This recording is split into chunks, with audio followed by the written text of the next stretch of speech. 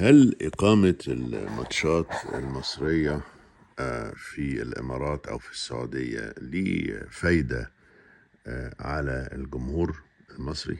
يعني هل إحنا بننبسط إن إحنا هنلعب في الإمارات أو في السعودية كزمالك أو أهلي؟ لا.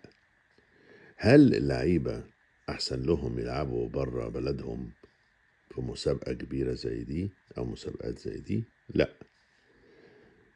هل التاريخ هيسجل الماتشات دي على إنها حاجة فخر للنشاط الرياضي المصري؟